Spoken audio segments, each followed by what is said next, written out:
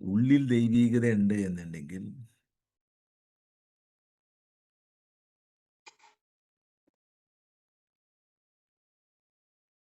വരുവത്.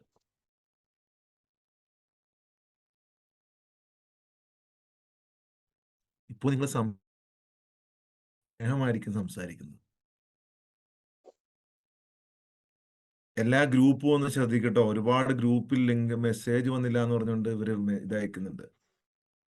നിങ്ങൾ ട്രെയിനേഴ്സ്, പിന്നെ expansion team, ഇവരൊക്കെ ശ്രദ്ധിക്കുക.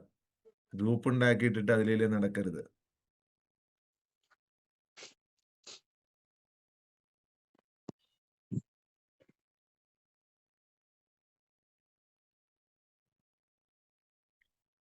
ദൈവം വിളിച്ചു, ദൈവം കാണിച്ചു, വഴി കാണിച്ചു തന്നു എന്നുള്ള സത്യമാണ്. പക്ഷെ ദൈവം നിങ്ങളുടെ ഉള്ളിലുണ്ട്.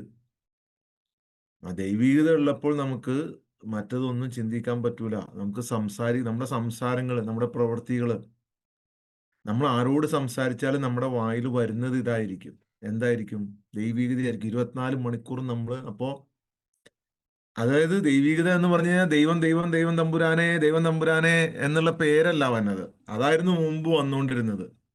അതല്ല വരേണ്ടത്. ഏ ഈശ്വര, ദൈവമേ, അള്ളാഹുവേ എന്നൊന്നും പറഞ്ഞ ആ ഒരു ഒരു ഒരു അറബി മുട്ടിന് മുട്ടിന് മുട്ടിന് മുട്ടിന് പറയണ അതല്ല വരേണ്ടത്. നിങ്ങൾ സംസാരിക്കുന്ന സംസാരം ദൈവീകതയായി മാറുക എന്നുള്ളതാണ്. മുമ്പൊക്കെ എന്ന് പറഞ്ഞാൽ എല്ലാത്തിനും ചുമ്മാ ഈശ്വരാന്ന് വിളിക്കും, എന്നിട്ട് പണിയും കൊടുക്കും. അതായിരുന്നു പണി. എല്ലാത്തിനും ഈശ്വരാന്ന് വിളിക്കും, എന്നിട്ട് ഈ പറഞ്ഞ പോലെ അവൻ എനിക്കിട്ട് പണിതലോടാം, എപ്പോഴാ അവസരം കിട്ടണേ തിരിച്ച് പണിയാം എന്ന് എന്ന് ചിന്തിക്കലായിരുന്നു പണി. അത് അത് പാടില്ല.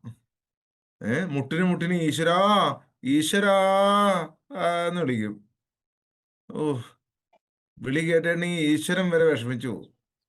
എന്നിട്ട് പണിയുകയും ചെയ്യും. ആ പണി പണിയരുത്. ഉം.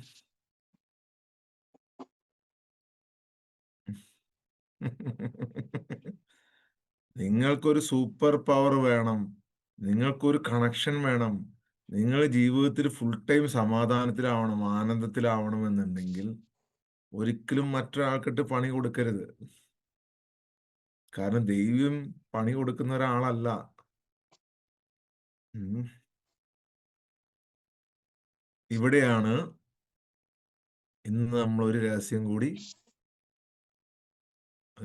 കൂടി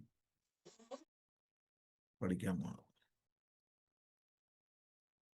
അപ്പൊ രഹസ്യം പഠിച്ചാലോ? ആദ്യം കയറിയ ആൾക്കാർക്ക്